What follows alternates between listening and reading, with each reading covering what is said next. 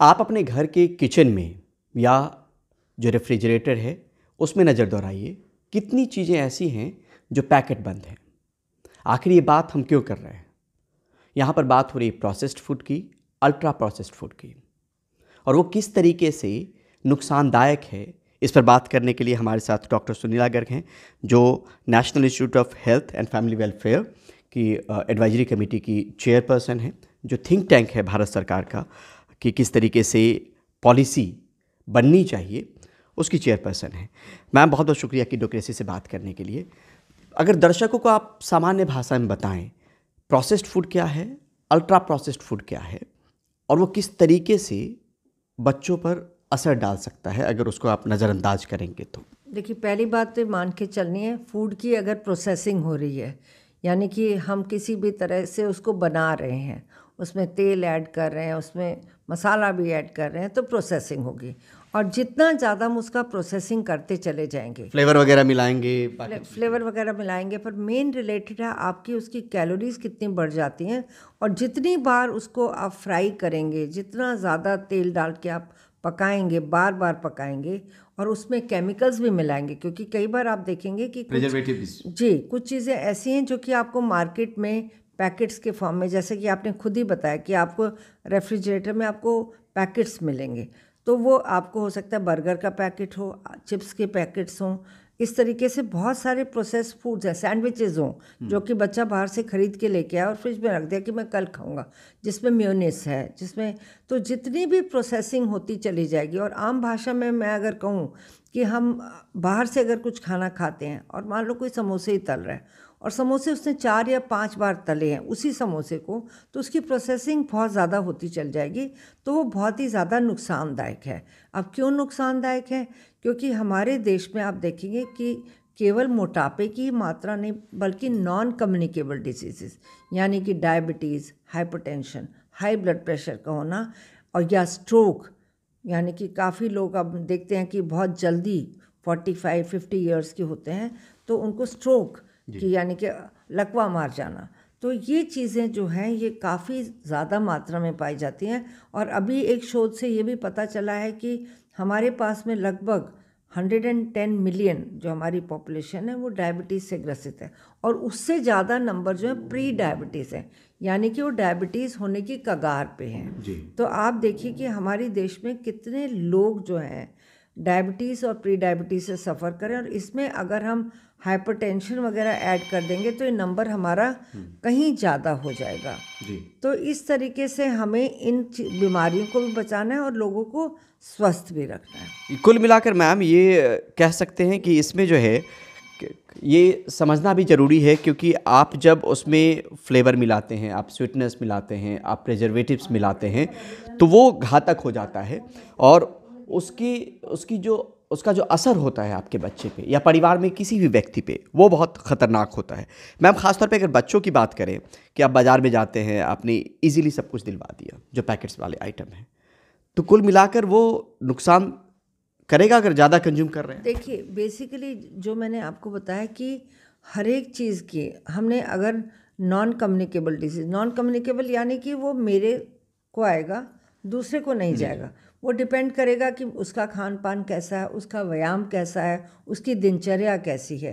तो अगर मैं रोज़ जाऊं और मैं सोचूंगी कि मुझे बाहर के खाने में मुझे चिप्स भी खाना है, मुझे बर्गर भी खाना है, सैंडविचेस भी खाने हैं, और मैं बहुत ही ज़्यादा तली हुई चीज़ों का घर में भी इस्तेमाल करती हूँ, तो जितनी प्रोसेसिंग होती रहेगी जैसा कि मैंने बताया, तो उसका मेरे शरीर के ऊपर और मेरे न्यूट्रिशनल स्टेटस पे बहुत ज़्यादा असर पड़ेगा।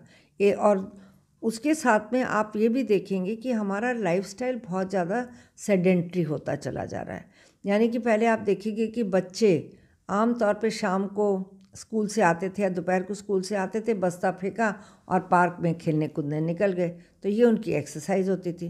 परंतु आज का बच्चा जो है वो आता है और जो भी कुछ खाया पिया उसके, और खाने का भी हम कह नहीं सकते, क्योंकि अक्सर हमारे परिवार बहुत सिकुड़ गए हैं। घर में माता पिता हैं, बच्चे हैं, और अक्सर माँ भी काम पे जाती है तो बच्चे के लिए बना के जाती है, या कुछ बना बनाया जो है बाहर से उपलब्ध होता है और रख के जाती है। और स्कूल का भी यही हाल है, पहले तो मुझे याद है हमारे बचपन में हम टिफ़िन लेके जाते हमारे थे। बचपन में भी मैम जी। हाँ, हम टिफ़िन लेके जाते थे जिसमें कि बहुत हेल्दी और अलग अलग तरीके का खाना होता था। तो जिसमें साग सब्ज़ी चपाती जिस पे जोर दिया जाता था।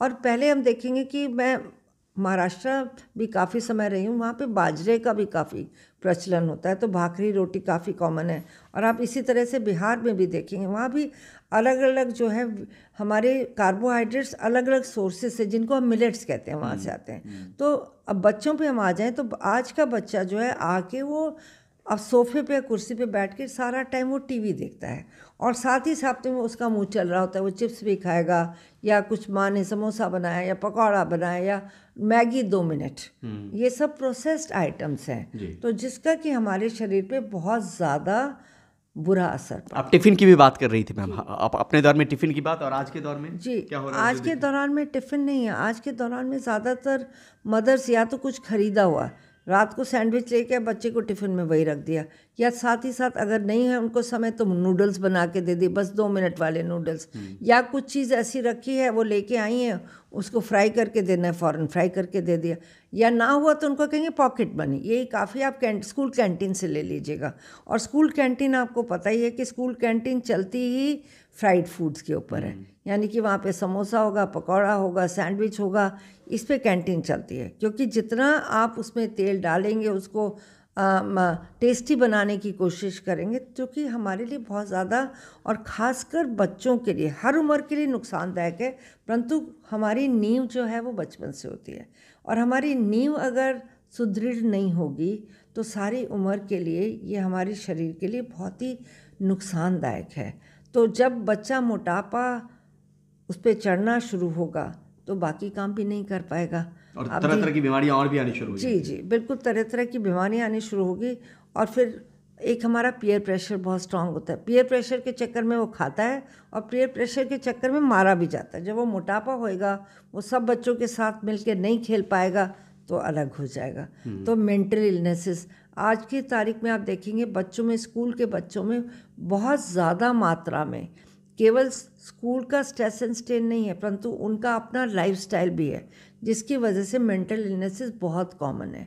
तो ये जो आपने सही फरमाया कि फूड की जो है बहुत अहमियत है, और पर्टिकुलरली अगर मेरे को अगर नंबर 1 लेबल करना होगा तो मैं प्रोसेस्ड और अल्ट्रा प्रोसेस्ड फूड्स की बात करूँगी कि ये हमारी रोज़मर्रा की ज़िंदगी से, ये हमारी दिनचर्या से, मैं ये तो नहीं कहूँगी 0% हो जाए, क्योंकि ये हमारे पूरे हिंदुस्तान में, पूरे भारत में अलग अलग कोने में हमारे सिस्टम में दाखिल हो चुके हैं। और आप देखेंगे चाहे वो बिहार का कोई हिस्सा हो, चाहे छत्तीसगढ़ का कोई हिस्सा हो, चाहे राजस्थान का, दूर दराज में आपको कोई चीज़ ना मिले पर चिप्स ज़रूर मिल जाएंगे।